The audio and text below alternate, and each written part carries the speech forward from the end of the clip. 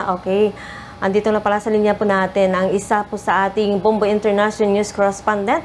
Ay kanina akala ko yung bansang Japan na po ang ating nasa linya. Pero syempre mauna po ang ating Bombo International News Correspondent po dyan sa parte naman po ng sa may Saudi Arabia. Dahil nasa linya po natin si Sir Henry Labado, ang ating Bombo International News Correspondent po sa Saudi Arabia. Mula po ito sa Davao City. At syempre bago po natin siya interviewin, ay pabatiin mo natin si Sir Henry at kamustahin po natin siya dyan sa Saudi Arabia. Magandang hapon po sa inyo, sir. Anong oras po dyan ngayon? Isang mapagpalang araw, Bombo Lydia or Lydia. Ayan, 9:40 po AM dito sa Kaharian ng Saudi Arabia. At binabati ko pala ang aking mga pamilya sa Davao City, Barangay Magsaysay, Marilog District. At happy Valentine's sa aking partner, Kagawad Binilo Bardago ng Barangay Baganihan. Back to you, Bombo Lydia. Yes, Sir Henry. Bombo Lydia, tama po. Sir, kamustahin po natin. Kamusta naman po ang panahon ngayon dyan sa Saudi? Ngayon na Bombo Lydia ay winter pa rin. Opo. Napakalamig. Nandito ako ngayon sa loob ng kema or tent ng Arabo. Opo. Kaya nga po, parang pansin ko pong balot na balot kayo, sir. Sobrang lamig yata. Akala ko pag Saudi, di ba? May panahon may buwan ng panahon talaga dyan, sir, na talagang sobrang init. Anong buwan yun po, sir? Start April to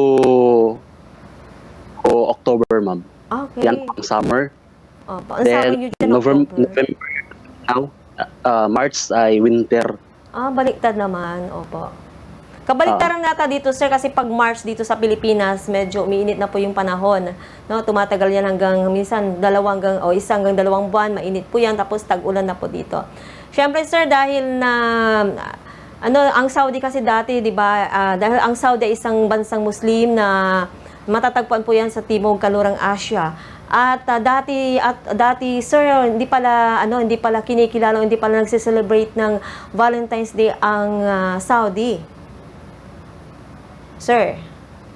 Yes po, basically Bombo Lydia, ang Saudi or Saudi Arabia ay walang celebration sa Valentine's Day. Opo, kasi ang Saudi ay Muslim country. Opo. Pero ngayon yata, sir, pinapayagan na rin tinuturing na rin bang o illegal pa rin o legal pa rin sa kasalukuyan ang pag-celebrate ng Valentine's Day sa Saudi? It's haram sa kanila, ma'am. Pero alam mo naman, ang mga Filipino ay gumagawa talaga ng paraan dahil meron ng mga kababayan din natin na nandito nakatira sa Kaharian at lalo na yung mga magkasintahan din ay nag-celebrate pa rin ng Araw ng Mga Puso. Okay. So hindi naman kayo pinagbabawalan diyan, sir? Hindi ba pinagbabawal sa Filipino community yung pag-celebrate ng Valentine's? Wala bang restriction na pinapatupad ang pamahalaan ng Saudi, sir? Okay lang mag-celebrate ng Valentine's Day? Wala naman po, ma'am, basta lang sa... Opo. Sir, ano po yung kaibahan naman po ng celebration po dyan sa Saudi dito sa Pilipinas? Yes po, Bombo Lydia, hindi na okay naman po basta nandun lang kayo sa mga istiraha or yung rest house. Tapos, kasi bawal talaga dito yung lalaki at saka babae na magkahalo sa isang party. Okay. Yan po ang tradisyon ng Saudi Arabia. So sa pag may mga party hindi pinagsasama ang babae o babae at lalaki, pinaghihiwalay talaga, sir? Yes po. Opo. So siguro yun ang pinakamimiss nyo sa Pilipinas. Ano po, sir, nung nandito pa kayo sa Pilipinas? Ano yung pinakamimiss nyo wala dyan sa Saudi, sir, pag ganitong Valentine's Day? Nakakamiss talaga, Bombo Lydia. Opo. Dyan sa Pilipinas, lalo na pag month of February na, mafe-feel mo na talaga ang Araw ng Mga Puso dahil pag pumupunta tayo ng mga private at saka public establishment ay meron na tayong makikita ang mga heart. Opo. Yes po. Oo. Yes, sir. Sir, diyan pa sa Saudi, uso rin po ba yung, yan, yung mga pamimigay ng bulaklak? Marami bang nagbebenta ng bulaklak din sa Saudi, sir?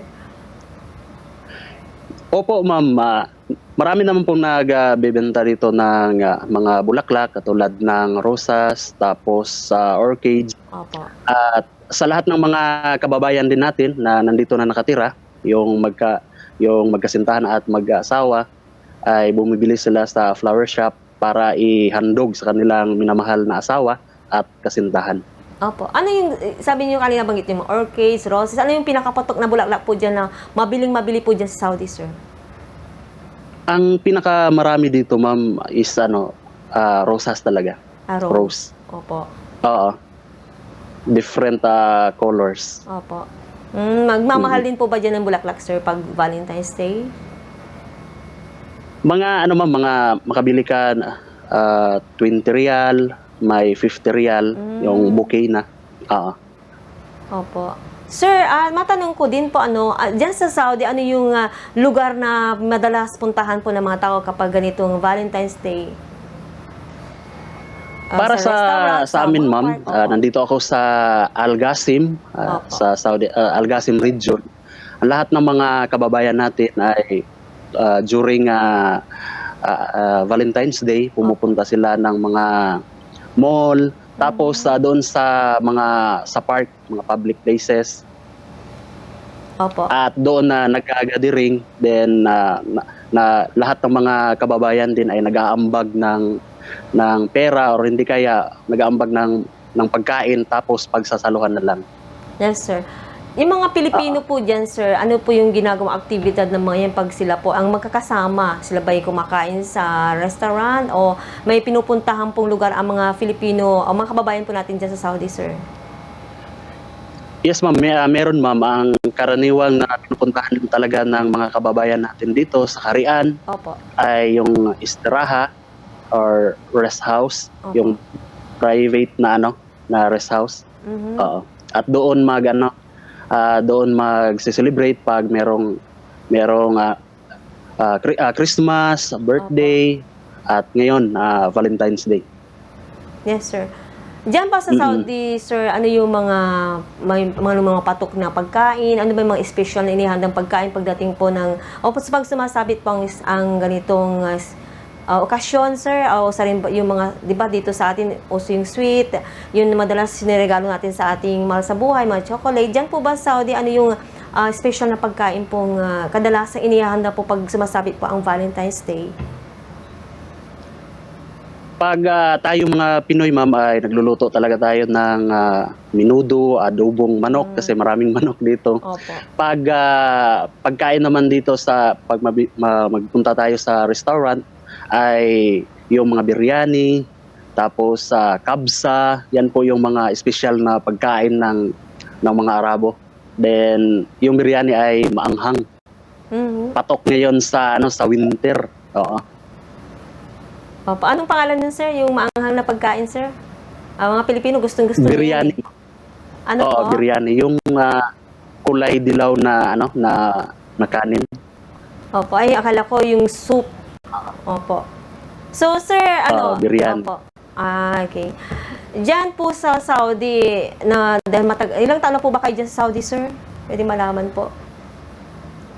Matagal na po ba kayo sa Saudi? 4 years na. So 4 years. 4 years na ako dito, Bombo, Lydia. Opo. Sa tagal nyo na po Glory dito to sa God. Saudi, ano po yung naobserbahan yung paano ba sineselebrate ng mga couple, mga mag-asawang Saudi, yung Valentine's Day, sir? Parang Pilipino rin ba? Based on my observation, Bombo, Lydia, sa amo ko, kasi hindi sila talaga ang mga Muslim hindi talaga yan nagse-celebrate ng Valentine's Day kasi haram yan sa kanila. Opo. Pero naobserbahan ko sa amo ko ay pinatanim niya ako ng bulaklak, tapos tapos mahilig talaga yung mga Arabo ng bulaklak, i-offer nila doon sa masjid or sa mosque, or tapos i-offer din nila sa kanilang asawa. Okay. Mahilig sila mag-offer ng bulaklak tapos tsokolate. Ganon. Opo. So, pag Valentine's Day, hindi ba ano yan, ordinary days lang ba po dyan sa Saudi or may binibigay na day off ng mga employer sa kanilang mga trabahador o mga empleyado, sir? Ordinary day lang po ang Valentine's Day dito, ma'am, hindi katulad sa atin na parang holiday talaga sa Pinas. Pero meron namang mga butihing mga ka-feel or mga employer Opo. na parang ina-adapt nila yung kultura talaga natin na mga Pinoy sapagkat lahat ng kanilang mga kadama or kasambahay ay majority talaga ay Pinay. Opo. Sir, matanong ko rin po, ano naman po yung plano nyo bukas, dahil Valentine's Day na po bukas. At ano pong plano niyo po, sir? Kayo pa lalabas kasama mga kaibigan o mga mahal sa buhay po dyan? Ang plano ko bukas, ma'am, ay ano na lang, tatawagan ko yung partner ko. Tapos haranahan ko siya at handugan ng awit. Nabanggit nyo kanina, sir, Kagawad. Kagawad yung asawa niyo po dito sa Davao City. Yes, ma'am. Yes, ma'am. May mga anak na rin po ba kayo, sir? Meron akong anak, ma'am, isa. Isa lang. 11 years old. Malaki na po. Hana Shin ang pangalan. Parang sounds like parang Saudi, mga Arabong pangalan yan, sir. Sir, ano pong plano niyo ni Mrs. pagdating po bukas? Kahit magkalayo, ano?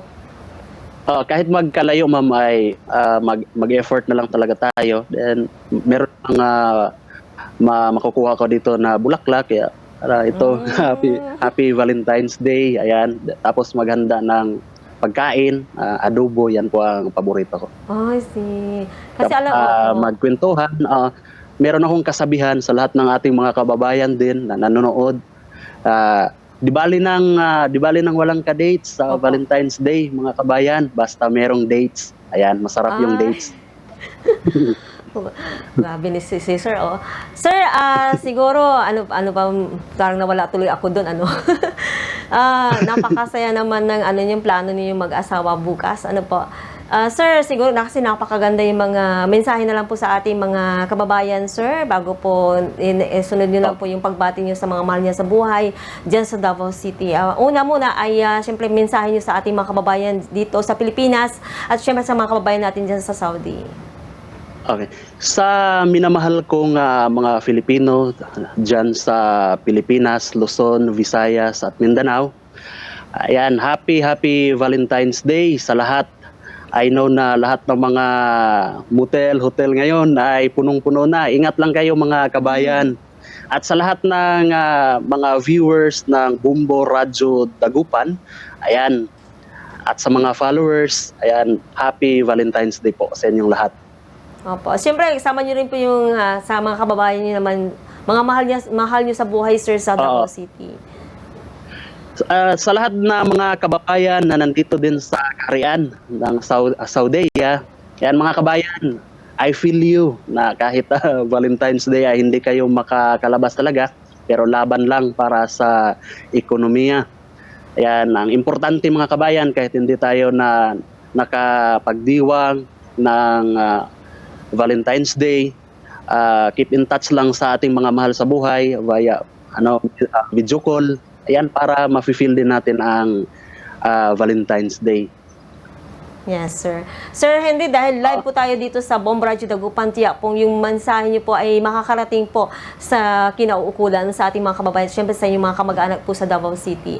Maraming salamat po, Sir Henry, at sana sa sunod na pagkakataon may malaking balita po dyan sa Saudi at pwede namin po kayong kapanayamin dito sa Bumbo Radyo Dagupan. Maraming salamat, sir, at advance Happy Valentine's po sa inyo at sa lahat po ng ating mga kababayan dyan sa Saudi. Okay, maraming salamat po, Bumbo Lydia, tapos sa lahat ng mga listeners, viewers ng Bumbo Radyo Dagupan, shout out sa inyong lahat. God bless us all.